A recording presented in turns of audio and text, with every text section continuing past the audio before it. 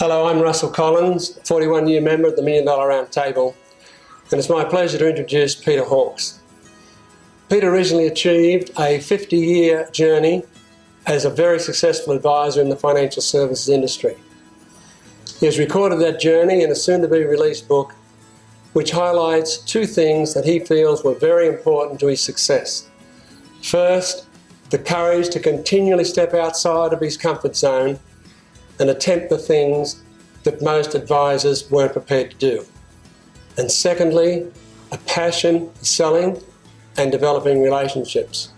As Peter says, whilst most advisors are in the financial service industry, they're actually in the people business.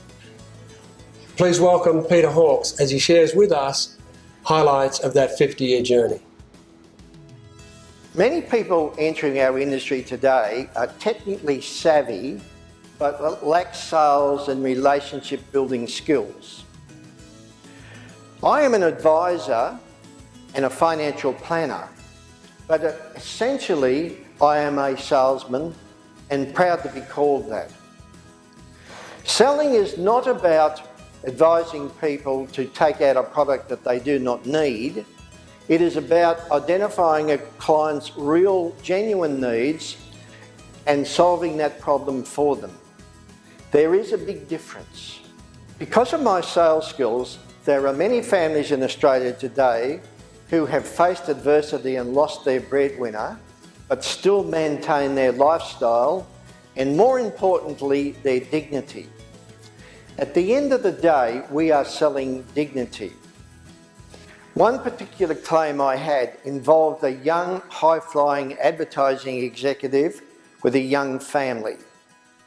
He was difficult to deal with, and I had to persevere to get the forms completed and medicals completed. Eventually that happened, and the policy was duly issued.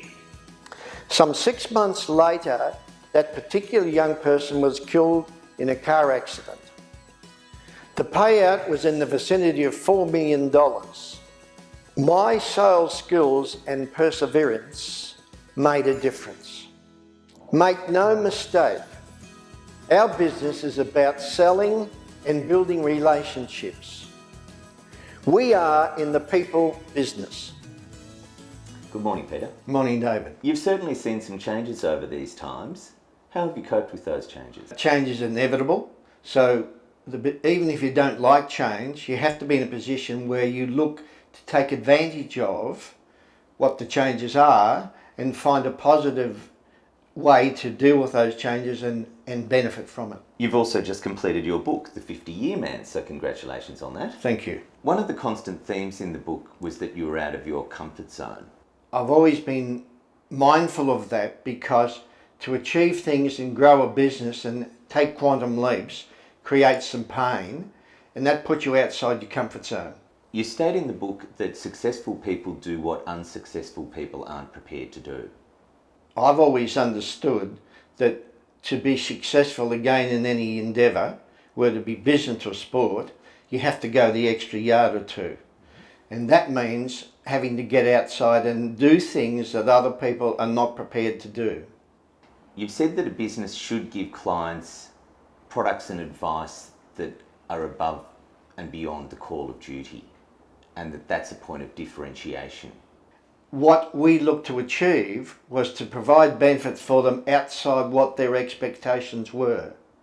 And it didn't necessarily have to be substantial things that we did for them, but little things that made them know that we cared. I hear that very soon you'll be launching a new insurance product. Yes, that's called Goodwill Life Insurance, and it's to do with selling insurance directly through the internet.